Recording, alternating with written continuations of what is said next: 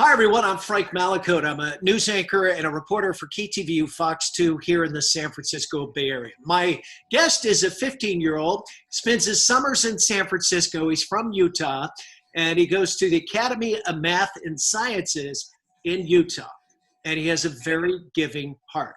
He's collecting donations to buy food and supplies for St. Francis's Living Room, which is a nonprofit based in San Francisco's Tenderloin neighborhood, which has been hit very hard by COVID-19. Let's say hi to Kiran Echavarria. Kiran, how are you? I'm good. How are you? I'm great. Good to have you. Well, tell us how this all got started. Okay. Well, about a month ago, I was looking to get a job in San Francisco because I wanted to do something over my summer and make some money. But I quickly realized that they don't have jobs for 15-year-olds. So that was the problem, my age was the problem. So instead I decided to volunteer. So I was looking around on sites and things like that, but they didn't have any volunteer opportunities because of COVID. And COVID's been very hard for us lately. And my dad's girlfriend sent me an email of different opportunities that she found. And one of them was called the St. Francis Living Room. And after I saw that, I sent them an email. We sent them an email, me and my dad, and they said that they weren't taking up volunteer opportunities right now, but they could. They said they would they're still taking donatable items like hand sanitizer, masks, things like that. And we came up with the idea of asking other people for the same thing, and then they would give it to us, and we'd give those items to San Francis. So we started checking on Nextdoor if people could send us those items, and we were thinking maybe people wouldn't want to go through either way to get the actual physical items. Maybe they would want to send money. So my brother came up with the idea of going to GoFundMe, a website that organized with fundraisers, and we wanted to create that. We thought that was a great idea. So we started sending people, if they wanted to send money, they could use GoFundMe. And it was a great success, and people sent us over $500 so far. Well, that's awesome. And you take that money and then go to the dollar store and buy supplies? Yeah, we buy supplies, and then that weekend, we would go to the St. Francis Living Room, and then we would donate those items. And I was really shocked to see that when I went there, at the end of the street, I could see students selling illegal drugs to the homeless, and it just blew me away because you don't see that in Utah. Yeah, well, it's a brave new world with this COVID situation. Have you been down there and actually seen some of the people that are receiving your items? I mean, I've seen the people who were receiving the items, but I wasn't able to work with them because the living room didn't want anybody to handle the items right now. Right. They wanted to. They didn't want anybody volunteering. Have you been surprised by the support you're getting? Monetarily from friends? Yeah, I've been very surprised. I've been very surprised because I was expecting to get maybe a couple $100, $100, $200 at least or at most, but it blew my expectations. And is this is kind of part of giving back? I know it's in your heart too, but it also helps you with school too. Is that correct?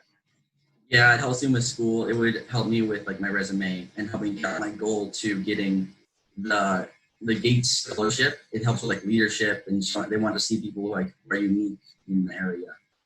Well, let's talk about that. What are you getting out of this? You're from Utah. It's a little bit different there. It's very raw in the Tenderloin, and you're helping out people that really don't have much. Well, I feel good helping people doing this because I've seen problems here, a lot more homeless than in Salt Lake. After, let's say one person every couple of blocks here, and then I would never see anybody in Salt Lake. And I used to live in Miami. My dad used to live in Miami, but we moved here. there were some homeless, but it was never as bad as here. I was just surprised because I never thought any state would have this many people like living on the streets. So I would to help that and like help those people who are like in crisis. Well, what's it do for your heart to know that you're helping someone? I would say it would warm my heart because I know that I would have helped those people and that they really needed that and that they're better off with that money. Yeah. And do you feel blessed to be who you are, to be able to do Yes. it and to have I what feel you very have? blessed. And I feel very grateful to like my dad and my parents for helping me with this opportunity. Yeah. What are you learning through the process? I'm learning how to like create a fundraiser, work with people. I would not know how to create like one of these types of things. I just was able to figure it out. I was able to work with the money myself. I learned how to work like a scatter plot. Like I was able to record the data of like how like each person who sent money and save it. And how long, I know you got to go back to school eventually back in Utah, but how long do you hope to do it? 3 more weeks, and then possibly next summer I'm gonna bring it up again, and yeah. Right on. And how about the St. Francis living room? I would imagine they are very pleased. Oh yeah, they were very pleased. They were happy that I was able to doing this, and they were surprised that someone my age would be willing to help with them on this. Have you surprised yourself a little bit? I have. Yeah. I have surprised myself a little bit. I wouldn't think that I would be doing this before this summer. Right. Right. And how are you getting along in the COVID world here in San Francisco? Has it been difficult? It's been difficult. I mean, I was hoping I'd be able to go outside at times during a summer break or have fun with friends, but I haven't been able to do that very often online. And whose idea, by the way, was it to go to the dollar store? I think that's such a great idea. That was actually my dad's idea to go to the dollar store. I was thinking of like a cheap store, but the dollar store didn't come up in my head. I imagine it takes a while to spend $300 or $400 there. It's been a long time. We had to go inside the back of the store and then get like boxes of the items. Yeah. That's great. Well, let's bring in your dad. I know he's around the corner. Martin, why don't you saddle up and say Hey. Hi. Good to have you with us. I bet, Dad, you're pretty proud of your son. Yeah, I am really proud of him, and it's been a really fun project.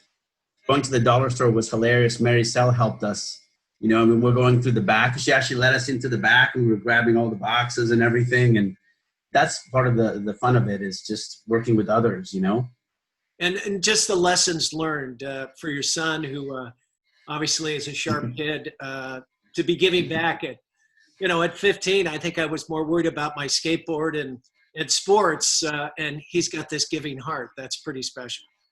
Yeah. It was really special. I remember when we were driving to the city, and he would tell me about, because he was so not used to seeing the homeless people, you know. So I think that's what really got to him was, how do we help them? And with COVID and all the craziness that we're all living, how can we just help each other? So I was really happy that when we were talking about the idea, he really lit up about it. So. Yeah. And how about the St. Francis living room? They must have been. They were really surprised, because when we sent the email to Jonathan there, I think his expectation was, we can't have any volunteers, so nothing's going to happen. And then we sent a follow-up with the idea, and he just loved it. So that was a big surprise. And then with his brother's idea to put it on the GoFundMe page, and then when we brought everything to Jonathan, he just couldn't believe it. I think he still has a bunch of things that he's still giving out. Right. So, yeah. So this is really kind of a family affair, right? Yeah. Because we sent the link to his mom, who's in Salt Lake, and she shared it with family and friends. And so it was interesting, because we at first thought that maybe only San Franciscans would be giving money. Mm-hmm. But there's people from other states giving money who are interested. So I like that too, because it's not really only about San Francisco, but it's all of us as Americans. And what's that tell you about mankind? We're still okay, right? We are getting there. I don't know. I mean, we are helping. We are helping people who are in need. I mean, we can still do better, but I think we are getting there. We are making our way. Hey, well, it takes one person to kind of start a movement, and it sounds like you have. If people want to get in touch with you, Kiran, and give you some money or help, what do they need to do? If they go on to GoFundMe, they can go to the fundraiser called the Kiran's Volunteer Project for St. Francis Living Room. Okay, and easy. And they can donate. Okay, Dad, any final thoughts about your son? Well, good job, man. Thank you. Good job. Keep up the good work, connecting with people, and I just love seeing you grow and take things on, and always learn from you as well as your father. Thank you. It's a two-way street. Good stuff. Sure. All right, Martin and Kiran, all the best. Hey, thanks for joining us here on our coronavirus now.com. All the best, and I hope a lot of people give money and you can continue to help out. Thank you, Frank. Thank you. Thank you. Thank you, Take Frank. good care.